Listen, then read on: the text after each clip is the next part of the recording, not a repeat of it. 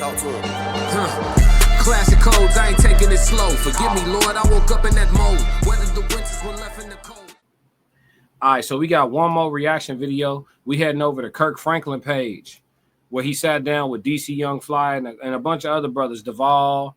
Who else was there? Y'all will see in a second. But he sat down with a bunch of brothers and he had this conversation about performing through the pain. I think he prefaced this question to DC Young Fly first, because you know DC Young Fly had lost his child's mother. I think that was his girl too. They was together, so he had lost her.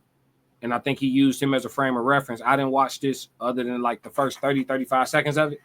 So I'm about to give y'all an authentic reaction, and we'll see where it goes. Let's get it. Hold on.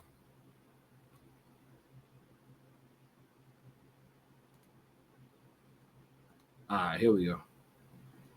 Now, you have been very successful in your career, right? Mm-hmm. And you've had a long space where we have seen you rise in your celebrity, your influence. Right.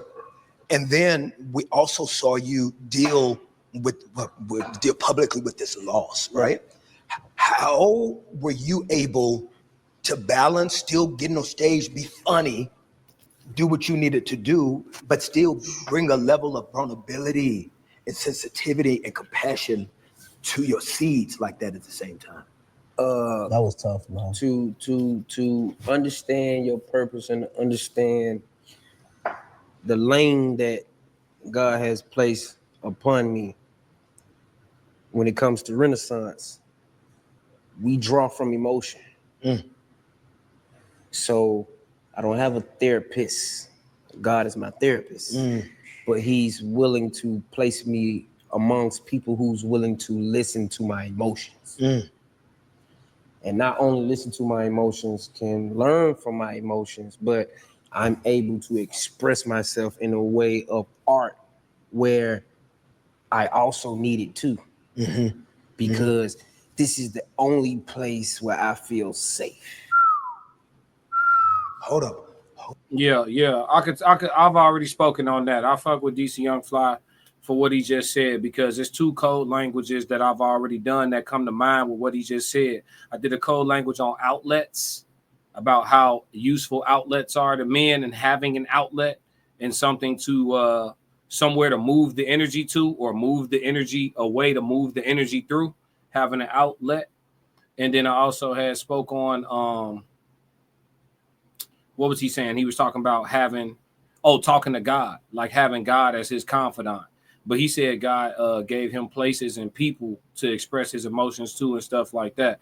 That part we can agree to disagree on, but whatever worked for him, worked for him. I ain't talking too much to no people.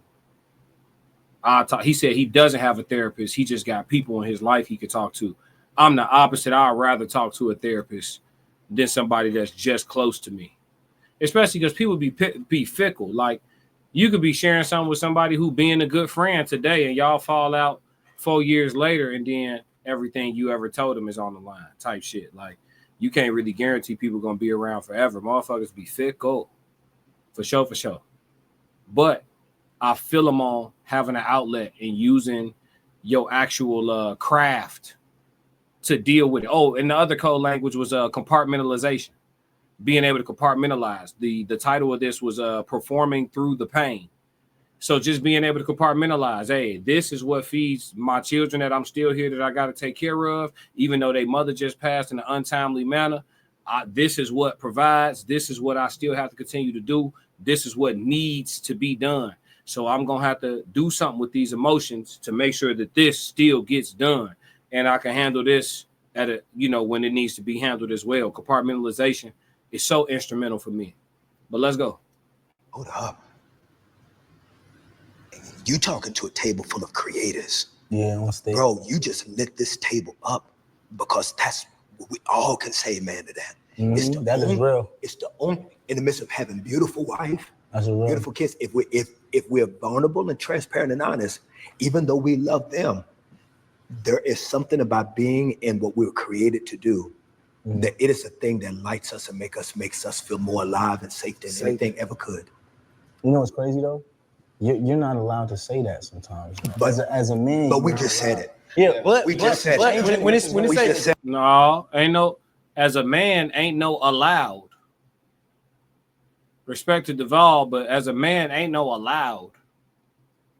I don't have to be allowed to do nothing. Because to allow me means you could disallow me. You can't disallow me, so you can't allow me. Like as men, you do whatever you want, and then you got the fallout from it. That's it. There's no allowed. You do what you want, and there's the fallout from whatever it is that you did. Ain't no allowed. There's actions, consequences. But maybe with him and his lady, you know, he got to get permission and shit. Respect to them as long as it's working. But even when they say to feel safe, we just said it. but even when they say to feel safe, I feel safe enough to understand my position and to understand that even what I'm going through, God placed me in an environment where He like, let go, unleash.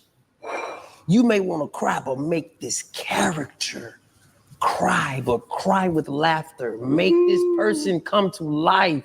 They don't know where this person just came from. So the laughter. How'd you know to do that? Were you taught that, or was it just natural? When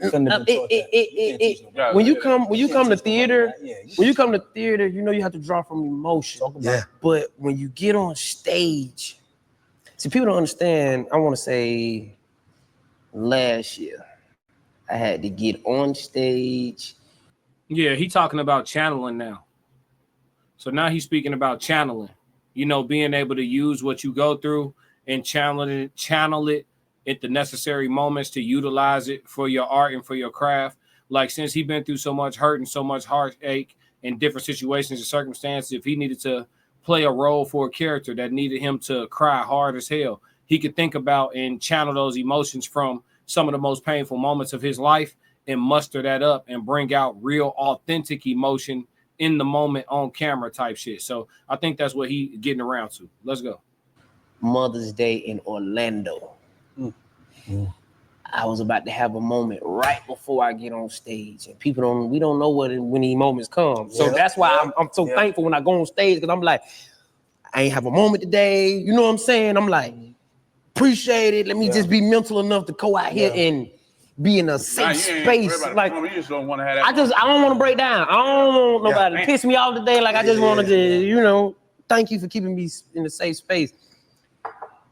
And I felt myself like it was coming, and I'm like, not right now. Man, he about to call my name. I'm like, no, not right now, dog.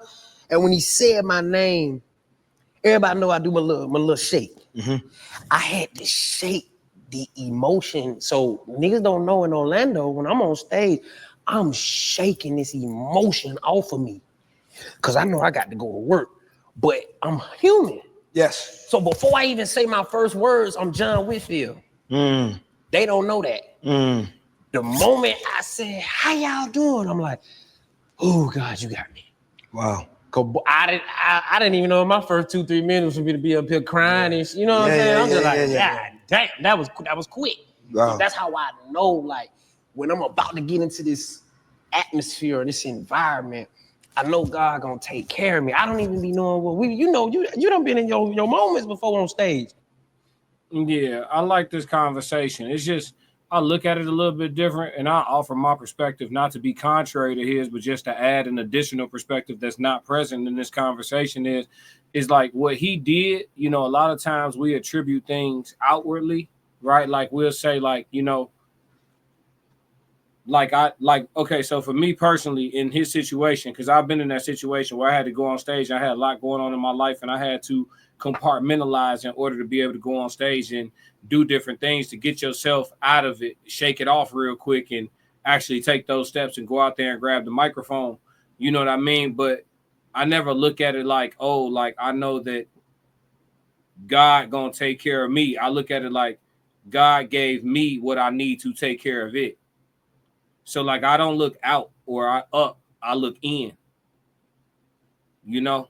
So that's the only difference. But whatever works for each person is different strokes for different folks. I just wanted to add a perspective that isn't present on here.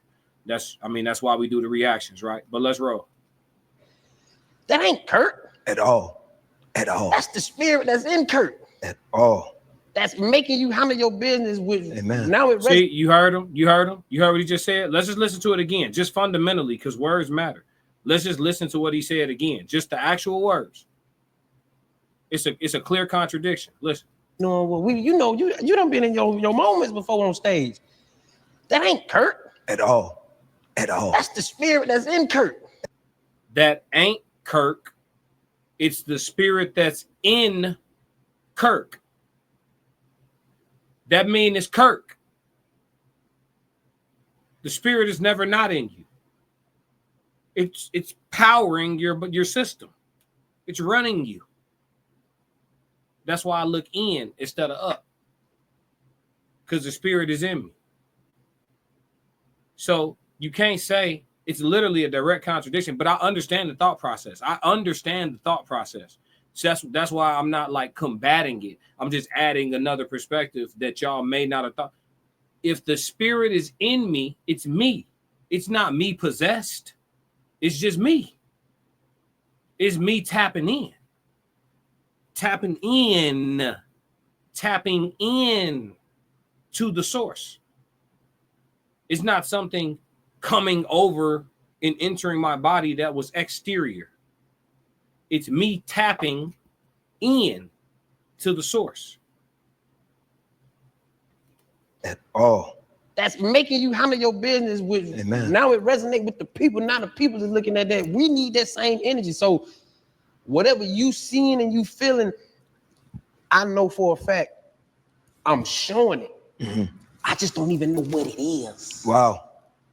And that's what makes you so good. You see what I'm saying? I'm like, what is it? And that's what makes you so good at. And that just.